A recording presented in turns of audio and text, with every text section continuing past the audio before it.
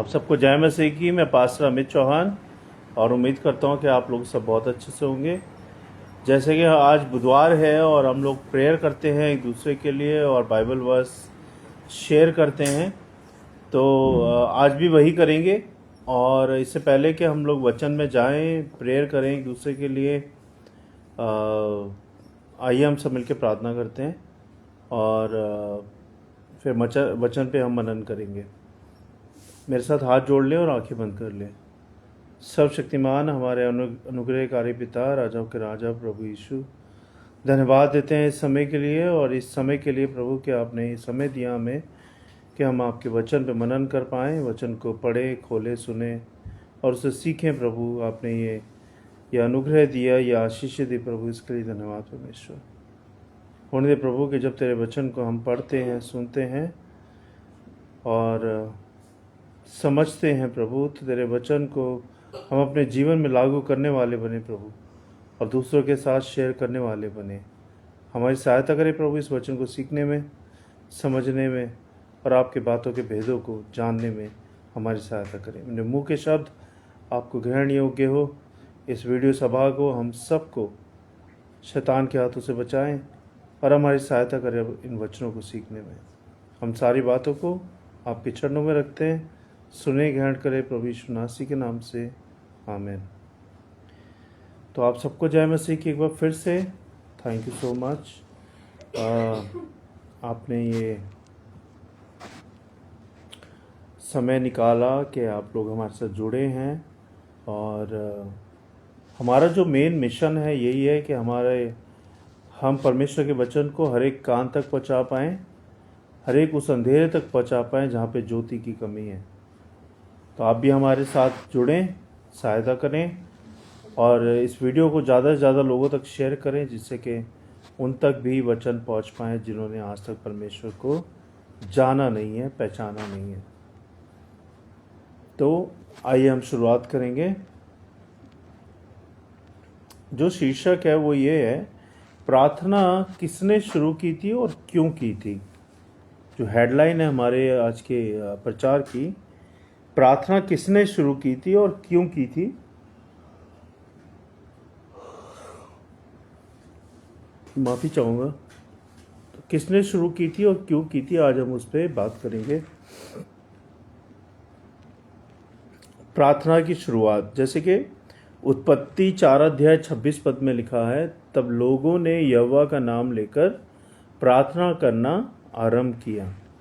अब इस वचन से हमें जो शिक्षा मिलती है वो ये है कि आदम और हव्वा ने के समय से ही लोग परमेश्वर का नाम लेकर प्रार्थना किया करते थे, और इसका अर्थ ये होता था कि प्रार्थना मनुष्य की आत्मिक ज़रूरतों को पूरा करता है और यह परमेश्वर से जुड़ने का मार्ग होता है।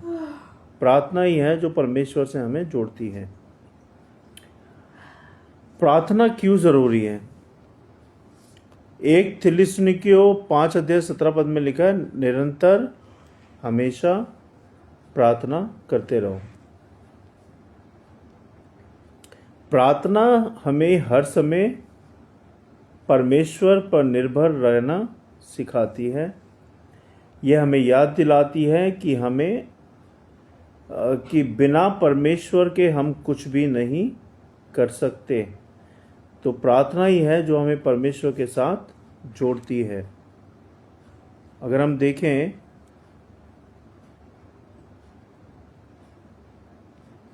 मरकुस 1:35 में लिखा है, वे प्रातःकाल बहुत अंधियारे रहते उठकर बाहर निकल गए और एकांत स्थान में गया और वहाँ प्रार्थना करने लगा। कौन करने लगा? प्रभु यीशु मसीह जी एकांत में जाके प्रार्थना करने लगे। यीशु ने स्वयं प्रार्थना का आदर्श रखा। अगर परमेश्वर का पुत्र होकर भी यीशु ने प्रार्थना की, तो हमें तो और भी अधिक प्रार्थना करनी चाहिए। बाइबल का वचन कहता है, मांगो तो तुम्हें दिया जाएगा। मत्ती 7:7 में लिखा है, मांगो तो तुम्हें दिया जाएगा, ढूंढो तो तुम पाओगे, खटखटाओ तो तुम्हें तुम्हारे लिए खोला जाएगा। प्रार्थना मनुष्य और परमेश्वर के बीच का एक सेतु है, यानी कि फ्लाईओवर है। और अगर ये फ्लाईओवर ना हो तो कोई भी गाड़ी ना इधर जा सकती, ना कोई गाड़ी इधर से उधर जा सकती। तो ऐसे ही जब तक यीशु मसीह पे हम विश्वास नहीं करेंगे, हम परमेश्वर पिता से प्रार्थना नहीं कर सकते हैं। क्योंकि प्रभु यीशु ही वो सत्य मार्ग हैं जो हमें परमेश्वर पिता के मार्ग पे लेके जाता है, उस फ्लाईओवर की ओर लेके जाता है। प्रार्थना के द्वारा हमें मार्गदर्शन, शांति और आशीषें मिलती हैं। बिना प्रार्थना आत्मिक जीवन हमारा अधूरा होता है। अब हमें कैसे प्रार्थना करनी चाहिए वो हम देखेंगे। फिलिपियों 4:6 में लिखा है, किसी बात की चिंता मत करो, परंतु हर बात में तुम्हारे माफ़ कीजिएगा, मैं थोड़ा थका हुआ हूँ, सुस्ती आ रही है बहुत ज़्यादा, इसलिए बार बार उबासी आ रही है, माफ़ी चाहता हूँ। किसी बात की चिंता मत करो, परंतु हर बात में तुम्हारे निवेदन, प्रार्थना और विनती के द्वारा धन्यवाद के साथ परमेश्वर के सम्मुख उपस्थित किए जाए। फिलिपियों 4:6 में लिखा है। प्रतिदिन समय निकालकर प्रार्थना करनी चाहिए और धन्यवाद से शुरू करना चाहिए। दूसरों के लिए प्रार्थना करनी चाहिए। विश्वास और नम्रता के साथ प्रार्थना ज़रूर करें और सब कुछ प्रभु यीशु के नाम से मांगे, तब जाके आपकी प्रार्थना कबूल होगी। और सच्चे दिल से प्रार्थना करें। सुबह और रात को नियमित रूप से धन्यवाद की प्रार्थना करें। छोटे छोटे कामों में भी परमेश्वर को याद करें, मार्गदर्शन मांगें और उन्हें धन्यवाद दें। परिवार और कलीसिया के साथ मिलकर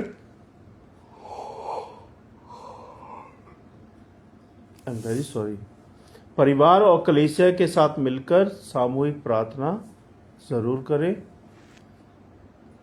और अंतिम प्रार्थना, हे स्वर्गीय पिता, धन्यवाद कि तूने हमें प्रार्थना करने का अवसर दिया, प्रार्थना करना हमें सिखाया।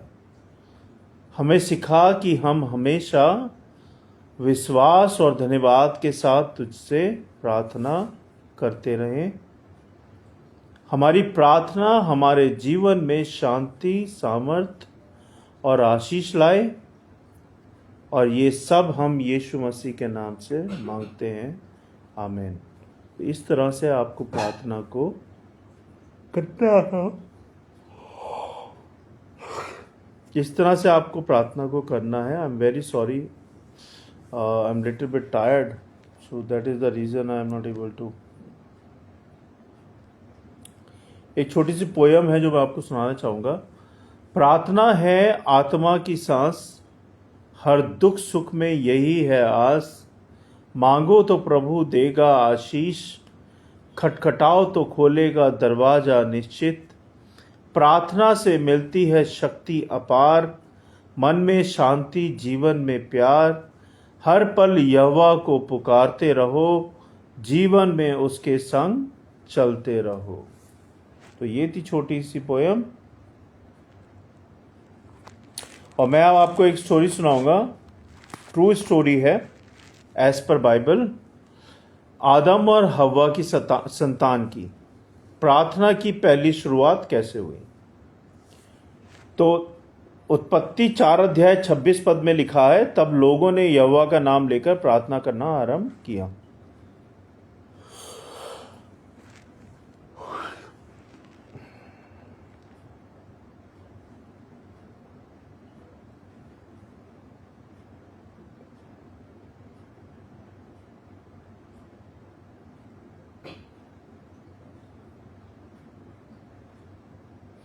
जब आदम और हव्वा को पाप के कारण अदन की वाटिका से निकाला गया, तब उनकी संतान शेत की वंशावली से यहोवा को पुकारने लगी।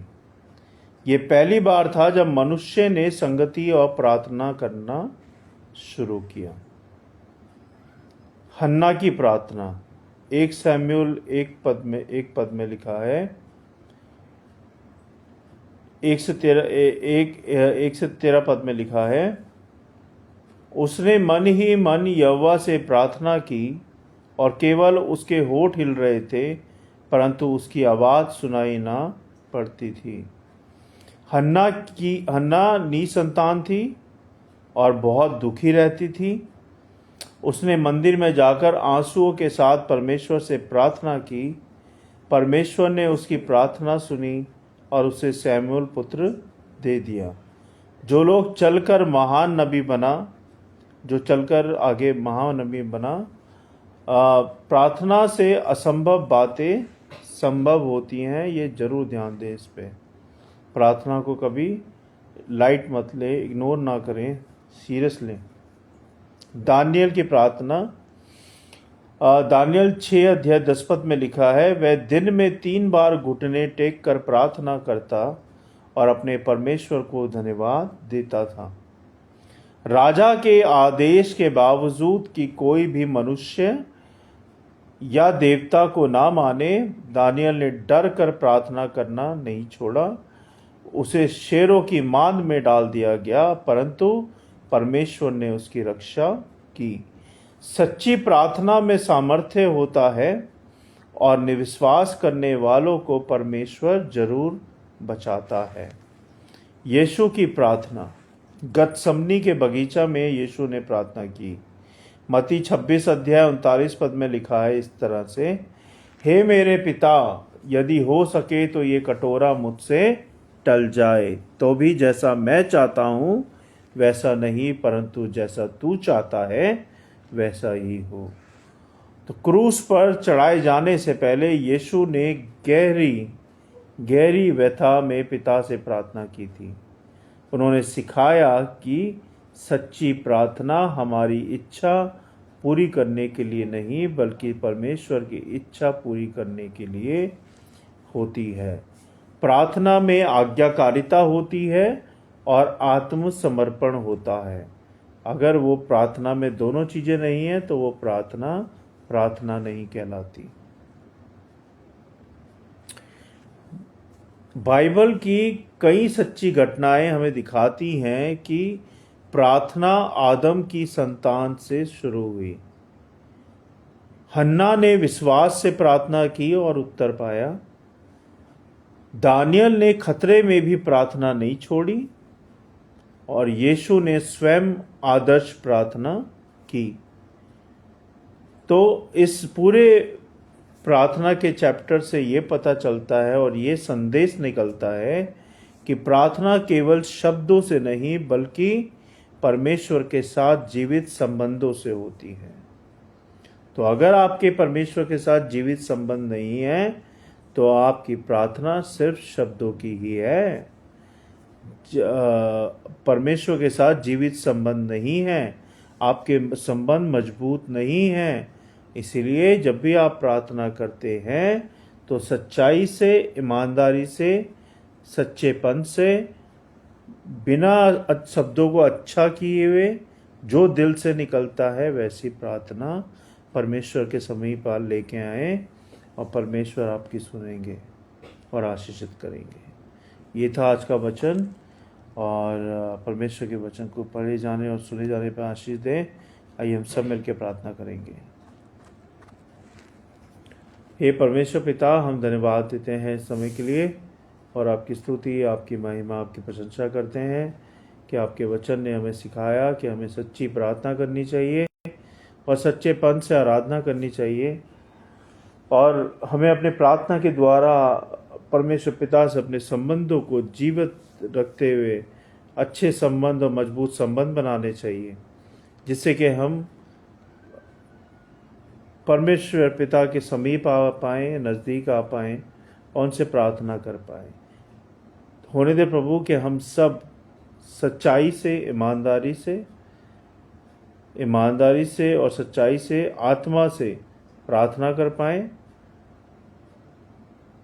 ना कि अपनों के लिए, दूसरों के लिए भी प्रभु जी। और हमारी ये जो जीभ है प्रभु, ये आशीष का कारण बने दूसरों के लिए, जिससे कि हम दूसरों के लिए प्रार्थना कर पाएं, दूसरों के लिए दुआ कर पाएं। हम सबकी सहायता करें प्रभु कि इस वचन को हम अपने जीवन में लागू कर पाएं, ग्रहण कर पाएं और दूसरों के साथ शेयर कर पाएं। हम सबकी सहायता करें और हम सबको अपने अनुग्रह में लें, हमारे बच्चों को, परिवार को अनुग्रह में लें। और हम धन्यवाद देते हैं प्रभु कि अभी तक आपने संभाला है, हर बात से ख्याल रखा, पूरा दिन संभाला, जाने आने में सुरक्षा दी। और आज आपने मुझे मरने से भी बचाया प्रभु। आज बहुत बड़े एक्सीडेंट से बचा मैं, वरना मैं आज जीवित नहीं होता। ये आपका अनुग्रह है, आपका प्यार है, आपकी कृपा है कि मैं आज जीवित हूँ, तो सिर्फ और सिर्फ आपके कारण। धन्यवाद प्रभु एक बार फिर से सारी आशीषों के लिए, सारी बातों के लिए, और आज इस मुझे एक्सीडेंट से बचाने के लिए जो कि आज बड़ा कुछ भी हो सकता था। मैं धन्यवाद देता हूँ प्रभु हर एक बात के लिए, हर एक चीज़ के लिए, इन वचनों के लिए। इन वचन की रखवाली करें, करोड़ों गुना फैलाएं प्रभु। जिस कान तक ये वचन नहीं पहुँचा, उस कान तक ये वचन पहुँच पाए, आपकी प्रार्थनाएं पहुँच पाएँ, आपके शब्द पहुँच पाएँ, सारी बातें पहुँच पाएँ प्रभु जी। हम सबकी सहायता करें। हम सारी बातों को विश्वास के साथ आपके चरणों में रखते हैं। सुने ग्रहण करें प्रभु यीशु नासी के नाम से, आमीन। आप सबको जय मसीह की। God bless you all. Thank you so much for joining us. परमेश्वर के अनुग्रह में आप लोग बने रहें, और कल फिर हम मिलेंगे टेस्ट मनी के साथ। अगर आपकी कोई टेस्ट मनी है तो आप हमारे साथ शेयर करें। हमारा व्हाट्सएप ग्रुप नंबर है +91, this is a Indian code, और उसके बाद आपको नंबर डायल करना है 8595259016। ये जो कोड मैंने बताया है, ये उन लोगों के लिए बताया जो इंडिया से बाहर के लोग हैं, who are from out of India.